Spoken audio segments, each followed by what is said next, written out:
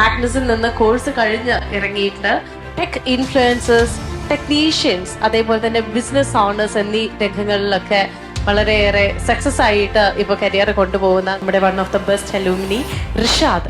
Almost ഇപ്പൊ ഞാൻ training കഴിഞ്ഞ് 1 ഇയർ ട്രെയിനിങ് കംപ്ലീറ്റ് ചെയ്തതിനു ശേഷമാണ് ഇങ്ങനെ ഒരു ഇന്റൻഷൻ ഉണ്ടായിരുന്നു. നമുക്ക് ആദ്യം പ്ലാൻ ഉണ്ടായിരുന്നു.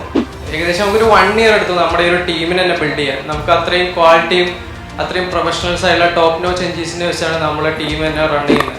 ഹാർഡ് വർക്ക്, ഡെഡിക്കേഷൻ, ഡിസിപ്ലിൻ, ഈ 3 കാര്യങ്ങളുണ്ടെങ്കിൽ നിങ്ങൾക്കും ഇതല്ല ഇതിന്റെ അപ്പുറമുള്ള ഒരു അച്ചീവ്മെന്റ് എന്തായാലും നിങ്ങൾക്ക് ടീം അച്ചീവ് ചെയ്യാം. എത്ര ഏജ് ഉണ്ട്? എനിക്ക് ജസ്റ്റ് ഒരു 90. അതിനാണ് ക്ലാപ്പ് കൊടുക്കുന്നത്.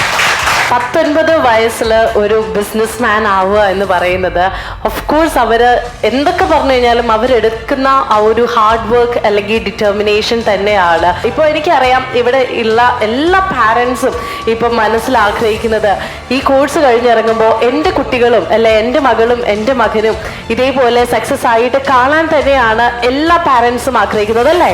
എല്ലാവരും ലൈഫിൽ സക്സസ് ആവാം. അതിന് മാഗ്നസും അതോടൊപ്പം തന്നെ നമ്മുടെ ഇൻസ്റ്റിറ്റ്യൂട്ടും എപ്പോഴും നിങ്ങളുടെ കൂടെ ഉണ്ടാവും.